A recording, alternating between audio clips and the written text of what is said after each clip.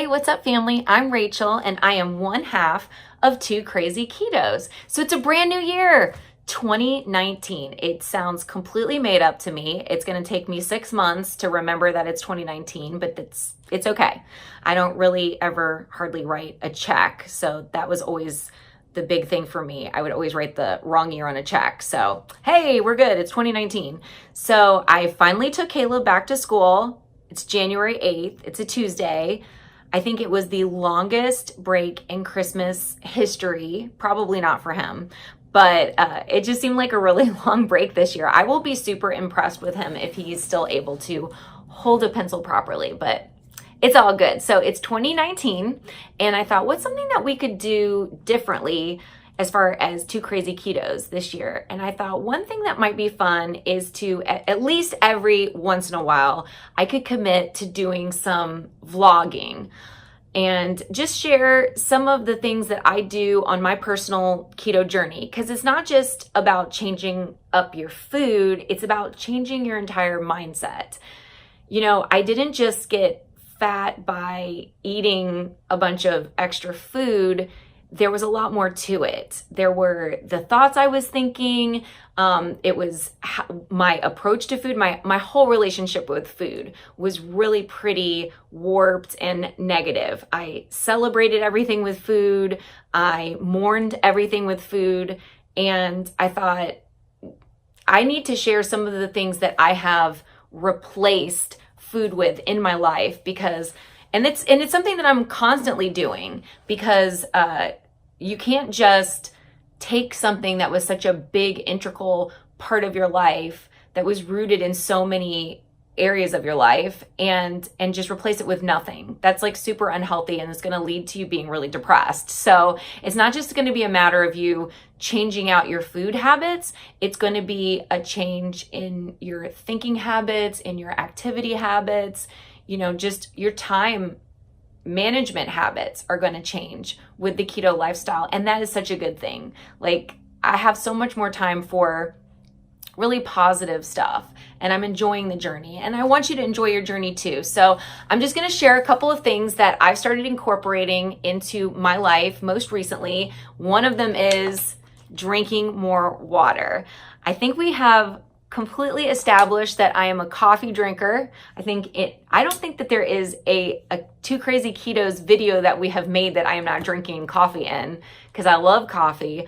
But I also love carbonated beverages, like carbonated water, and also a lot of diet soda. So just for the month of January, I'm kind of taking a break and seeing, can I go the whole month without any carbonated beverages? And if so, do I feel okay? Does it change anything? I just want to kind of test it and see. So I'm 8 days in to no carbonated beverages, and I don't miss it.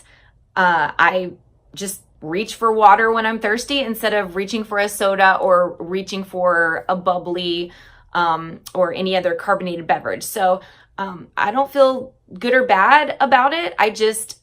I don't know. It's kind of fun changing it up. It's been nice.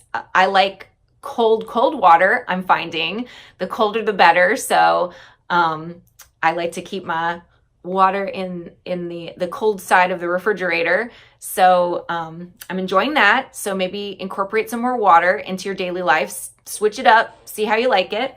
The other thing that I'm doing is reading.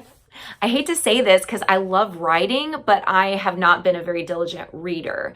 And I thought, my voice is great, but maybe I could benefit from the wisdom of others. So I'm going to try to incorporate some more reading this year. And I just started out with some books that were already on my bookshelf that I hadn't read yet. Like, how it's kind of like having a gym membership. Like, all these books on my bookshelf are just there. I have it. Like, those are my books.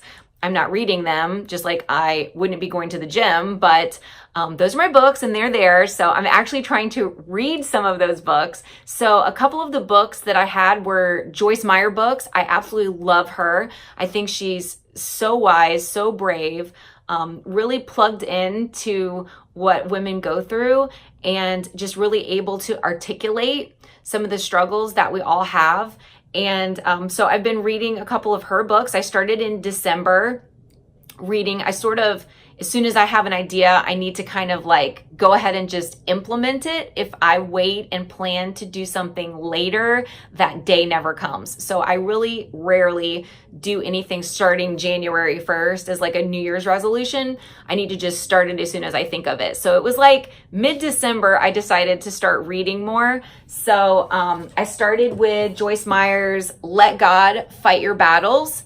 I literally started this book because it was the smallest book on my bookshelf. But that's okay, right? We're going to do what's doable. That's a good thing. So it was awesome. I think that I've been desiring to cast all my cares upon the Lord because I know He cares for me. But this gives some really practical, everyday ways to truly let God fight your battles instead of you trying to fix everything yourself. The next one I read was Battlefield of the Mind. I think I am the last woman to finish reading this book. I think every other lady has read this book but me. But in case you're like me and you've never read it before, Battlefield of the Mind is awesome. Bring a box of tissues, not because she has a lot of sad stories in here, but because as you see yourself in some of these chapters and you're thinking like, wow, I've been thinking some really crazy thoughts, negative things for a really long time, and I just want to let go of that thinking.